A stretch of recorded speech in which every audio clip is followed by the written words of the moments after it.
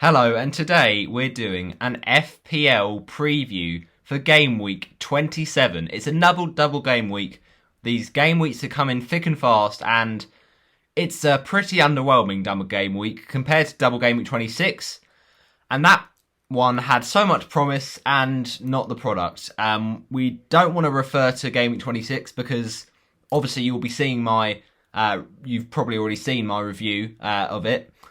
We don't need to talk about it. It was just a bit of a nightmare. So it's Game Week 27 time. We need to look on to the news and to the transfers and to the captaincy. And Harvey Barnes has got to go. It's as simple as that. So Lingard in for Harvey Barnes is what I'm thinking right now. Should we do it straight away? Maybe. But anyway, that's the one I'm thinking about. But also, now we're going into this Game Week 27, we really have to be targeting that double Game Week 27. But also, more importantly, the Game Week 29, the blank Game Week 29. There's going to be only about 4 teams, or 4 games, I should say, that are going ahead, or 6 or so. It's a very, very few number of teams. So you have to have a decent amount of players for that week. Now, if you make all the changes this week, then you'll have a decent amount of players in your squad. Now, I've got to be honest, it's getting to the stage, it's getting a bit desperate. I was thinking of the -12 this week, right?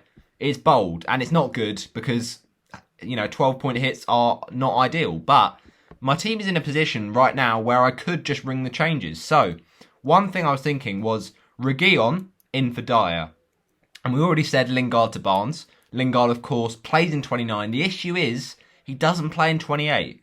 So that's a little bit frustrating. He's a great player, so it might just be, not a problem. We just bench him that week he plays doesn't play, I should say, against Man United in 28, which is a bit of a frustrating one. But what can you do? He's on great form. You can't, basically you can't find a way around that. You can't neglect that.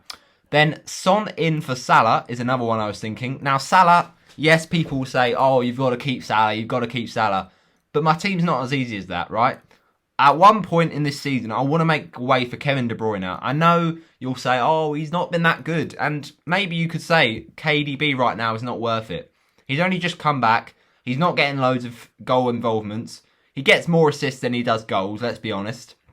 And that kind of was a story for Jack Grealish before he got injured, and then I sold him. But KDB is just a big captaincy, plus. If we have him as captain, we feel more confident with our team. And he's just a hold. If we have him, you want to hold him, and it would be nice to get him, basically. But in order to do that, we have to get rid of course, a Manchester City defender. And that could be done if we get rid of John Stones and then get in Kevin De Bruyne. Now, the problem with that is that it means Stones goes, which is a shame. We miss out on the Stones double. But is that even a problem? Because Man City, we know they like to rotate every single week.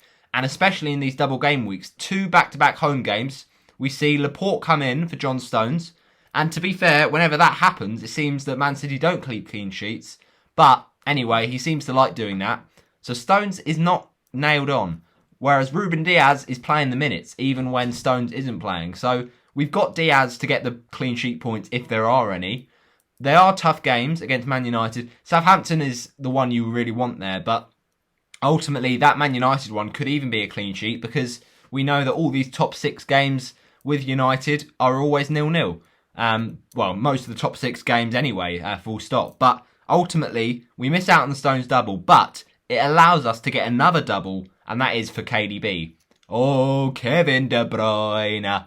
And he's a cracking player, we know this. So, I could just do a massive -12 hit. Forget about KDB. I could just do Reguilón in for Dyer, Lingard in for Barnes, and then Son in for Salah, and Kane in for Vardy. Now, I know what you'll say, you're too late on the Kane train, and you're probably right. But at this point, do I care? No. I know that a lot of people will have him already, and it's, not going to make my team any different from that.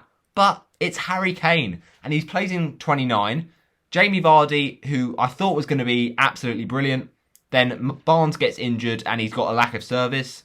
Hopefully, he just gets some goals against Burnley. But the point is, it's a game against Brighton. It's a decent fixture. But would you rather a player that plays in 29? Of course. So that's an option. And the other option, though, just to be a bit more reserved and, realistic, a bit calmer, is to make the minus...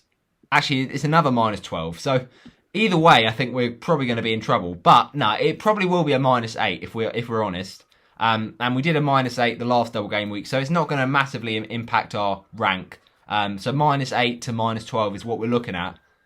What we do about Mo Salah is the big question. Do we sell him? Do we get Fernandes out for KDB? Because Fernandes is so consistent. His fixtures aren't good, whereas Mo's fixtures are brilliant. But Liverpool have got no form at all. And this season has shown go with form over fixtures. But with those Liverpool games, do you really want to sell Salah? I don't know. The main thing is I'm sniffing around a little bit of Martinez. That's right. I was late to the train, a bit with Harry Kane, but he's amazing. He is simply amazing. So we could maybe just get him in for Sanchez. Now, the point is we need a bit of money in the bank to do that, but we're obviously going to downgrade Stones anyway if we do get KDB this week. And obviously we're going to have some money in the bank from that Lingard transfer. So basically we could go Sanchez to Martinez. We could even go Mendy to Martinez. But Sanchez does play in 29. Mendy doesn't. But Mendy's form has been good and his fixtures long term are quite good. So we got that to contest with as well. And ultimately we could just do Salah out, De Bruyne in rather than sacrifice Bruno. To have Bruno, Gundogan and Fernandes is pretty nice. And on top of all of this, we want a bit of Heung-min Son. This guy has got very good fixtures. He plays in 29 and he's part of the Spurs team that is revitalised. Now, say what you like, right? They've played games against Wolfsburg and Burnley and Fulham. But they're not an amazing team, we know this. But on their day, they can be good. Now, whether you say that those fixtures are, going to 100% guarantee them good form, well, you can't guarantee that. And obviously, nothing is guaranteed in FPL, especially this season, of all seasons, with COVID going on. It's so unpredictable. But I just feel Spurs might start to gain form. Goals will be coming in that Tottenham team, and that's why maybe Son is essential. If we don't get Kane in, which I kind of don't want to do because Vardy's still got good fixtures, even if he doesn't play in 29, we could always get in a forward for 29 later on down the line, maybe even in that game week. But Son is actually lethal, and he plays Palace next week, very good fixture, and I'm pretty sure the game after that is Newcastle.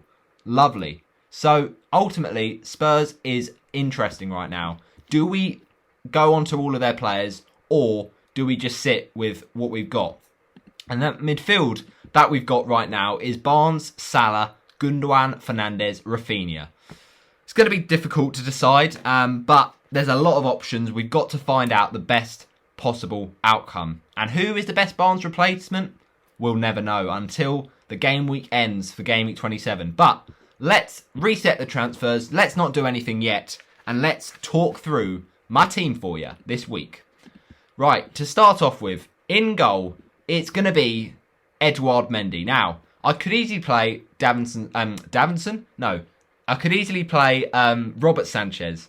And, that's not a bad shout. He's been a good goalkeeper. Leicester, without Barnes and Maddison, if Barnes misses that, you definitely will miss that Leicester game against Brighton. But if Maddison is also missing, that does stop Vardy's chances. But Vardy's still lethal. He can score when he likes without support. So we still have Vardy in our team, and we're still planning to play him. Would we want to play Sanchez and Vardy in the same team? Not particularly.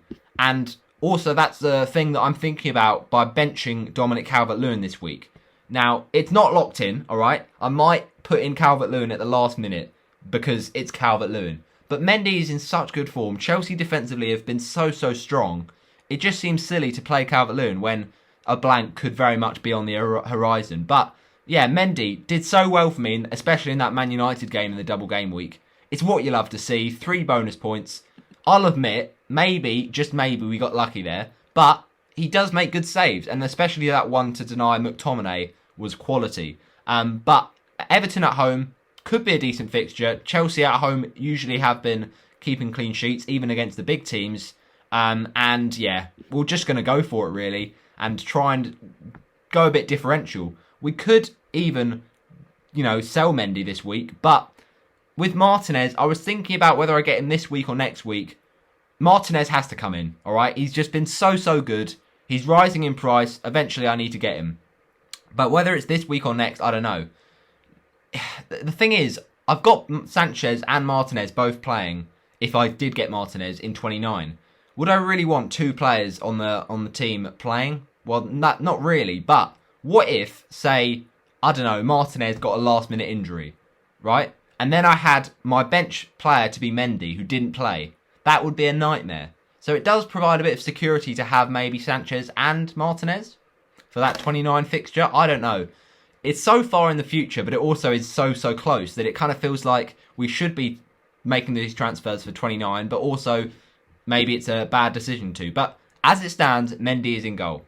Then the back four, we've got Aaron Creswell. He's got a home fixture against Leeds. Now, don't you worry, Aaron. We will play you this week.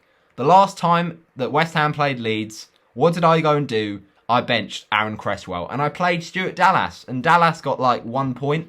Absolute nightmare. And then Creswell got an assist from that Ogbonna header. I mean, I'm probably going to play both of them. Which is risky, I know. Because I've got Leeds attackers. They could easily score in that game. Could the away team there. Now, one thing to note is that Leeds are probably better. And they score more goals when they are away from home. So that's why I'm probably going to play Bamford and possibly RAPHINHA, possibly Dallas. But have to play Creswell as well because his attacking quality is just so good. And generally, if it was at Leeds, I would probably bench Creswell. But West Ham at home are so good. And Creswell is just one of the defenders of the season. He's been getting assists every week. There was 1 week where I nearly captained him in that Sheffield United game. And he did get loads of points. Imagine if I'd have done it. But let's talk about defenders and captaincy now. You're going to think, no, surely not. But it is on the cards. It's not locked in. It's on the cards. And that man is RÚBEN DÍAS, okay? Hear me out, right? John Stones, we said we're probably going to sell this week to get in Kevin De Bruyne. Oh, Kevin De Bruyne. So, yeah, basically with that, my thinking behind that is, I don't know. It's so difficult. But RÚBEN DÍAS, I think, is going to get more games over those two. We've seen John Stones getting rotated out for Laporte, and Diaz has stayed in those teams.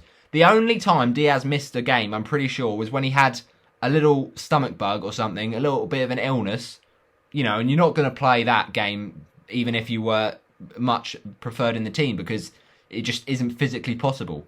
So that's I think that was the only time he missed a game, if I'm right in thinking. So he's been solid, apart from that Spurs game. So he's probably likely to play. He did score his first goal in the lovely win against West Ham. You love to see it, RÚBEN DÍAS. What a header. Absolutely elastic. Just went for it from that amazing De Bruyne cross. And that's the quality that De Bruyne can, on his day, produce to get us points. But do we go for it? When Gundogan is doing the bits, when they're in the team together, there's that dynamic. Does one hurt the other and Gundogan not get as many points? I'd say keep both of them if you can afford it. And that's what I'm going to try and do by getting rid of Stones, who, yes, he's done well for me. And I salute you for those 21 points, Diaz, and then 27 for Stones in that 19 double game week. And he, of course, scored against West Ham, did John Stones. But I think his time is up. I think we need to get a bit of Kevin De Bruyne in. But RÚBEN DÍAS is the most likely defender for me that isn't going to get rotated. And those fixtures, we said about how Manchester United against Man City probably could be a 0-0. If not, Man United do struggle defensively, especially against, away teams. But they do also like to get a 0-0. So that could be a game where Diaz gets a clean sheet because ultimately Martial is low on confidence. Man United are pretty low on confidence, but Bruno is the one that usually gets them out of it. Now, say it now, I think Bruno could not do anything against Man City. The reason I'm saying that, he often does struggle against the big six teams. It's scary, I'll admit, it's scary to not play Bruno, but we're going to talk about it in a second. The main thing is, RÚBEN DÍAS, I just feel like he could be a solid captain option this week. I can just see a clean sheet against Man United and possibly an attacking return against Southampton. So maybe we go with this. Maybe we change it last minute. I don't know. The captaincy is very much up in the air. But right now, it's on RÚBEN DÍAS, the Portuguese baller. All right, now it's going to be in our defence, Stuart Dallas. Now, the man Dallas, Luke Dallas. Oh, not Luke, sorry. Stuart Dallas, Lord Dallas, Duke Dallas, I should say. He just gets points every week. And I've only had 1 week where I've regretted not playing him, and that was against Leicester. And I was very good to not play him against Arsenal a few game weeks back, of course. But then he replied in kind with 17. My guy. That's the thing with Dallas. He's a little bit inconsistent. He goes from -1 to 17. But it's fine. Now, unfortunately, Dallas doesn't have a double this week. And it's a thing that Leeds do concede a lot of goals. But they play in 29. And my defence right now is not perfect. Apart from that Man City double up, it's not perfect. You know, we have the problem of Eric Dyer. Do we even know if he's nailed on? Well, who knows? But, you know, against Burnley, we got unlucky with Sanchez playing over him and Alderweireld playing over him. But with Dallas, we know he's going to play. He's not always going to play in that midfield position that we like him to play. He did get pushed back into the right back spot the other game. But it's West Ham. And I feel like Dallas could maybe get something there. So we're going to play him away from home and just no regrets. If we bench him, he'll probably go and score. So, you know, that's how we go. Then, fourth defender right now, we've got Eric Dyer. Now, he's starting. The reason he's starting, I'm praying that he plays. Now, we've always got Fernandes to come off the bench if need be, but we know how United do struggle against the big teams to score goals, if not, you know, not get wins.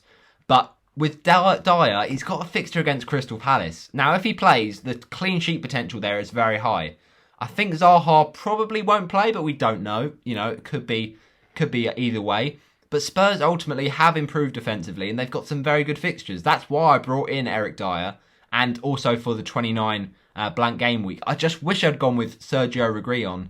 Reguilon assist potential is amazing, and if I had known that Dyer wasn't going to play, of course I wouldn't get him in, but he didn't play, and he's still on free kicks, so don't forget that. If he pops up and maybe he's, you know, nettles his way and tussles his way back in that Spurs lineup, we could get points. But I don't know. I'm just playing him, see what happens, sort of thing. My vice captain, probably, but not definitely, Gundogan. He's our first midfielder on the list. 2 fixtures against Man United and Southampton. Not bad at all. Gundogan has scored against United in the past. He likes to play them. It was 0-0, of course, in the reverse fixture. And then against Southampton, well, you know, it's a fairly comfortable game for Man City. Southampton have been a shambles recently, especially in the defence department. But it was very tight in the reverse fixture, just 1-0. And I don't think Man City are very tight in their home games. They're pretty ruthless, like we saw against Wolves. And Gundogan, massive assist there after he let me down. Well, not let me down, but slightly disappointed against West Ham. So he's got another 2 fixtures to prove his worth. You could say Gundogan, you know, with him getting rested in that Wolves game, that was just a try and preserve him sort of thing. But then he goes and still gets an assist. So with Gundogan, he's going to get used in the Champions League. He's still a good player to have. And I know I'm getting Kevin De Bruyne in.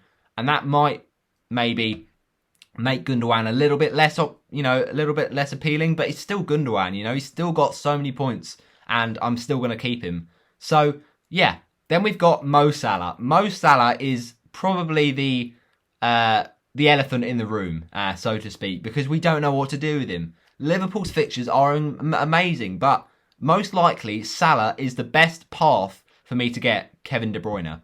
I just don't like to sell Mo, but Liverpool this season haven't been Liverpool as we know it. And Salah is struggling, and it's a game against Anfield. I definitely wouldn't back the captaincy on him, especially as we have double game week players. We want to captain a double game week player. But with Salah, it's Fulham. And in the reverse fixture, he got lucky, I think, to get a goal with a penalty that probably shouldn't have been. So, I don't know. I'm really conflicted because it's Fulham who can concede, but also can frustrate. And it's at Anfield where Liverpool struggle. But it's Salah. He knows that he can score goals against any team, and Fulham is not a bad fixture. It's not an amazing fixture, but it's not a bad one.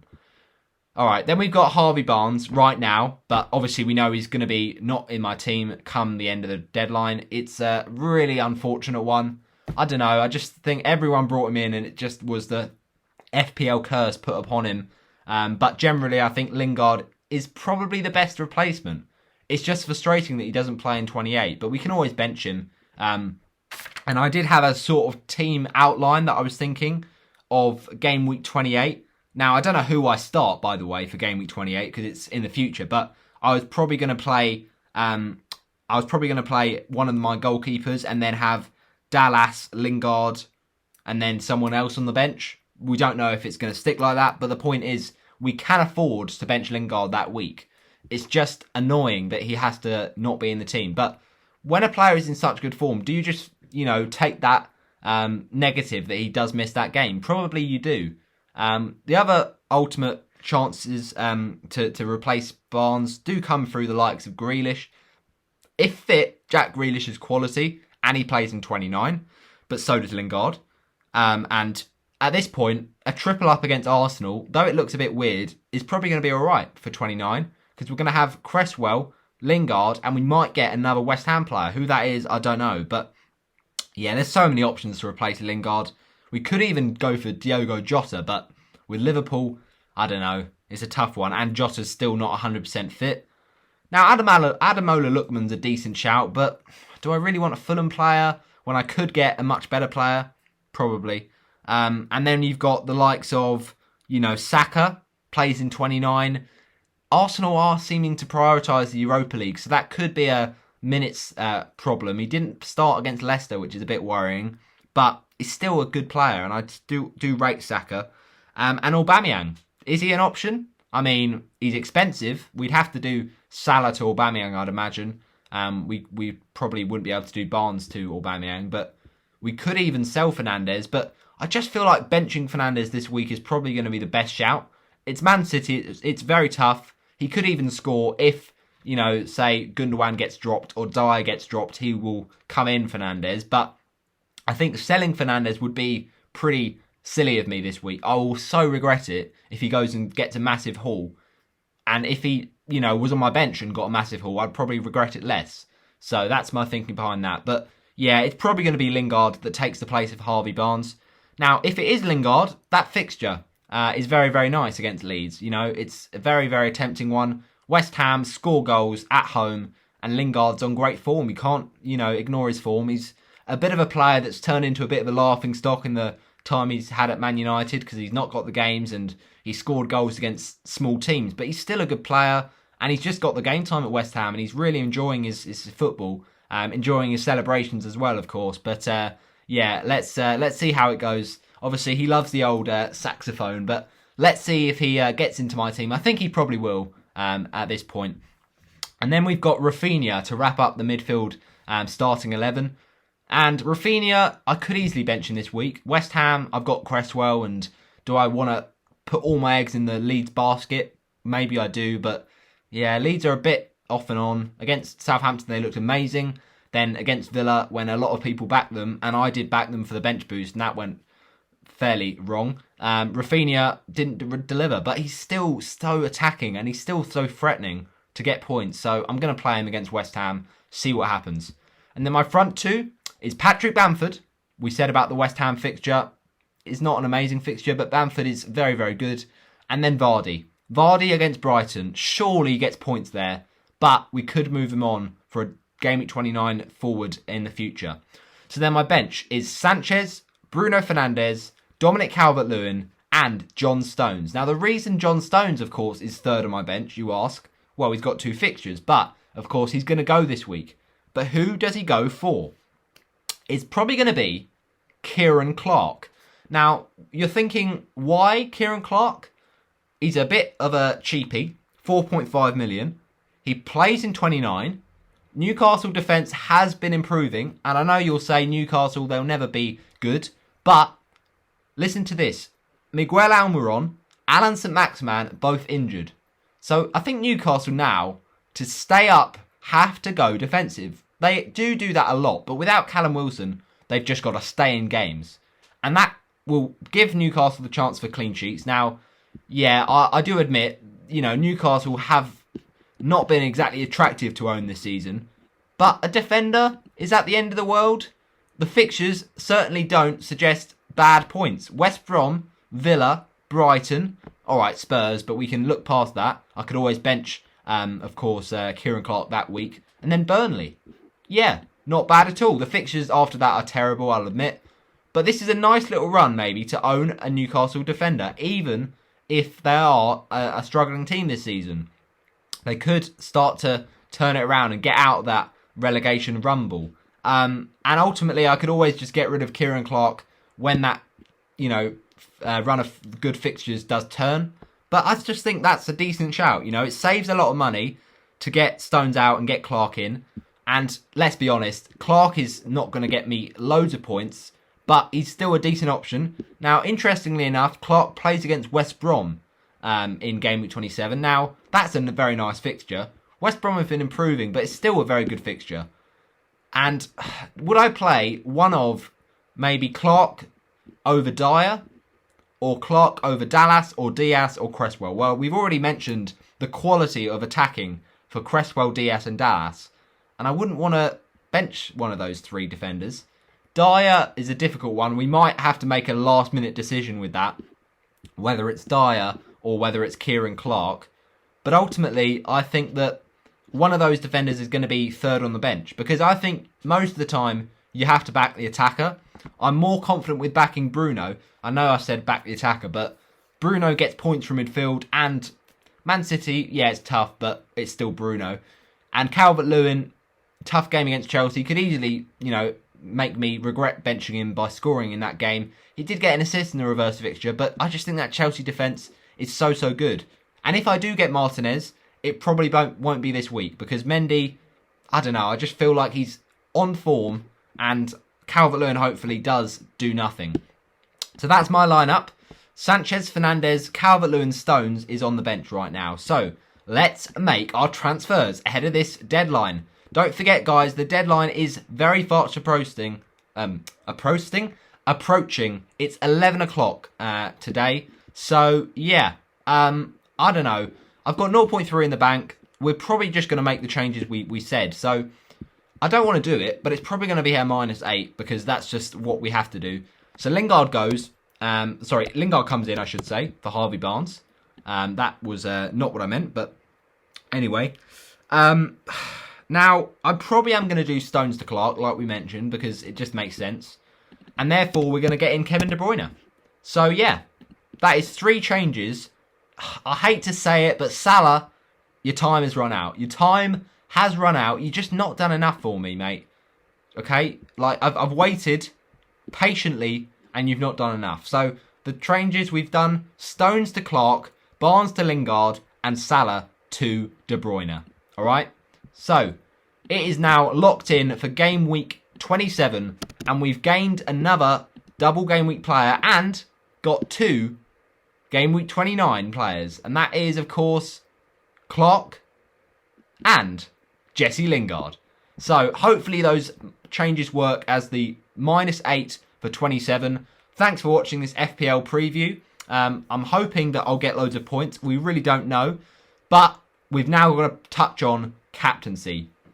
Alright, it's a difficult one, I'll admit. It really is this week. But we're going to try and do our best to pick it out. So, obviously Mendy's in goal. But the point is, with vice-captain, I think you've got to go with someone with a good fixture. Now, I would have gone probably with Salah if he'd have had a good fixture. But he's now out of the team, so that can't happen. Now, Lingard's got a very good fixture. Alright, Leeds. Now, I don't know what you think, but ultimately I like to captain midfielders. This week we've made a big, strong case for a defender. We're not going to be captaining Calvert-Lewin or Fernandes because they're going to be on our bench. But, I don't know, it's a tough one. I think what we might do is we're going to vice-captain the new arrival. And who is that? It's Jay Lings, alright? Say nothing, but it's going to be Jesse Lingard, vice-captain, alright? It's risky, I know. It's risky. But, Jesse Lingard, I trust in you, alright? So, now it's a captaincy decision between one of RÚBEN DÍAS, ILKAY Gundogan, and, finally, Kevin De Bruyne. Deary me, that is tough. I don't know what I should do about that. But De Bruyne is quality, man. He is quality. And he has been underperforming massively this season. But it's De Bruyne. He can turn it on. I just don't know which one to go. Gundogan is tempting because we know he did so well in that double in game week. Was it 25? I think he played against Spurs and Everton. Oh no, game week 24, sorry. So it could be tempting to go back to Gundogan. But then we said about Diaz. Diaz is very much a solid captain pick, even if it is a bit risky. And I actually genuinely am saying this, right? If you have Ederson in your team, imagine if he scores a pen. But generally, no. With that Ederson, you know he's not going to get rotated, all right? It's very unlikely. And those 2 home games could be 2 clean sheets. So, why not? Stick it on Ederson if you're feeling fruity. I certainly would. I'm not even... I promise you, I'm being honest. I would captain Ederson if I had him. But I don't. So, yeah. It's about who we go for. It literally is like we could flip a coin and we'd probably make the wrong decision. That's how FPL works these days. But let's hope it's the right one. We've gone with Lingard as vice-captain. But who is our captain? Oh, my friends... Just because of the scariness of not playing and you get more points for a goal, I've gone for it. My captain is RÚBEN DÍAS. Thanks for watching. It's bold, it's brave, but we have to go for it to get some massive green arrows. Thanks for watching this FPL preview. I'll see you next time.